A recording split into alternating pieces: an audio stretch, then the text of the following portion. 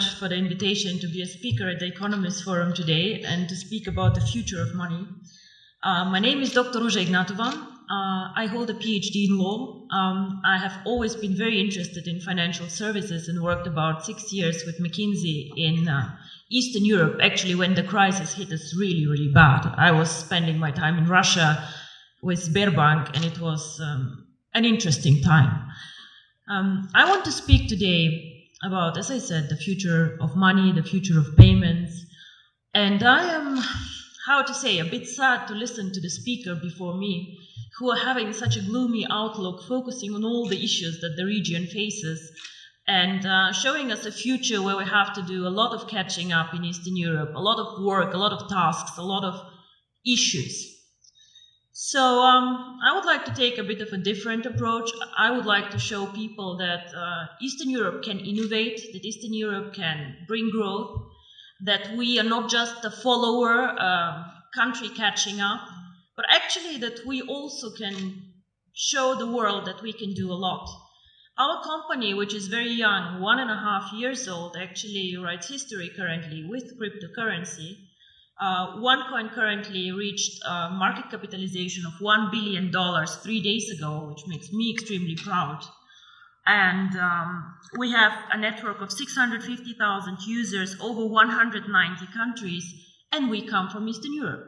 We started actually in this country. We had the idea in this country, and we do not only describe the future of money, actually we take a very active approach of shaping the future of money. So, Southeastern Europe is a very good place to live, and I'm born here. I have been not raised here the whole time, but I feel home here. But however, even we cannot take an isolated approach and see ourselves as an own microcosmos. The world is getting smaller and smaller. We are living in a world with globalization. Technology is developing at a speed that makes me dizzy sometimes, seeing what happens around us. And all the innovative companies like Facebook, Google, Apple, all of them, unfortunately, are either not even coming from Europe, or like we are just a follower and just saving all our money in Eastern Europe, which is a lot of money for us to go and to buy the newest iPhone outside. So with globalization, the world becomes much smaller, much more transparent, and the needs of consumer and of companies actually change a lot. We have a lot more needs for cross-border transactions. Even as a simple customer, I have to do a lot of shopping, a lot of things outside my country. So, of course, this is a need that we need and we have to address with a company. So, what is the future of money? In my opinion, the future of money, or a big part of the future of money, will be outside the banking system as we know it today. Traditional businesses either will change or new entrants will come in the market. One of the most spectacular entrants that I've been following now for about 5 years is Bitcoin. Now, Bitcoin is a cryptocurrency, the first cryptocurrency, the biggest cryptocurrency currently. And these people who created Bitcoin, nobody officially knows who they are, have my fullest respect for the innovation, disruption, and value creation that they actually did to the financial market. Of course, wherever there's value creation, speculators come, and a lot of turmoil can happen, but these people created something new and something really exciting. Bitcoin and the blockchain technology, which makes financial services independent from governments, independent from regulators even, and independent from banks as we know them, already starts changing the world we live in.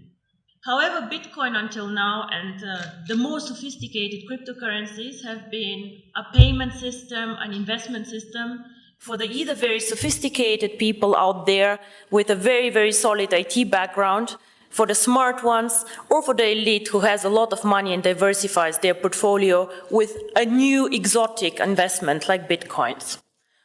The market is still not very big, with a market capitalization fluctuating between 2 and 3 billion, transactions happening every day about 200 million euro. So we still have a lot of potential to grow in the cryptocurrency market, but we see a start. So We have been, or are we still an emerging market? I'm not sure what is politically correct to say, but emerging markets are out there. And we can speak about Latin America, we can speak about Asia, we can speak about Africa, extremely interesting market actually, which is like catching up now. And we can speak about also the small Asian countries.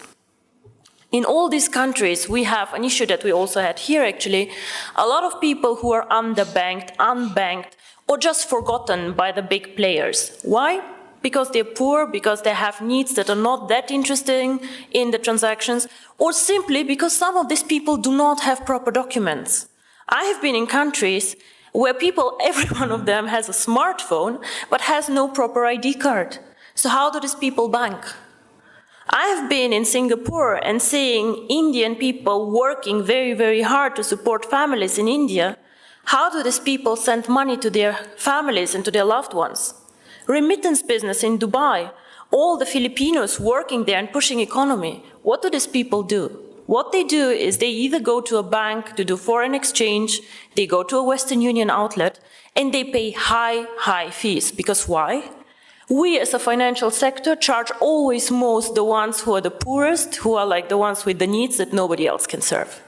If you're an affluent customer, if you have a lot of money, the banks will fight for you, they'll give you cards for free, they'll do their best to make you happy.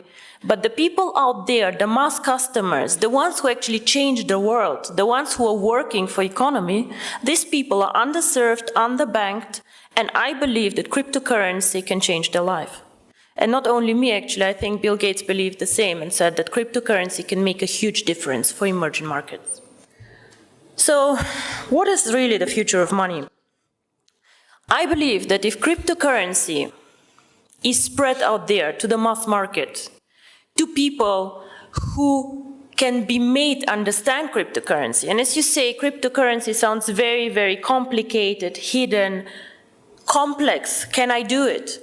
If we manage to make cryptocurrency actually accessible to people out there who are smart enough to understand a smartphone, who are smart enough to move and to work in an Asian country, if we make it simple, we can become actually the next mass phenomenon, like Google, like Facebook, become a network of active users.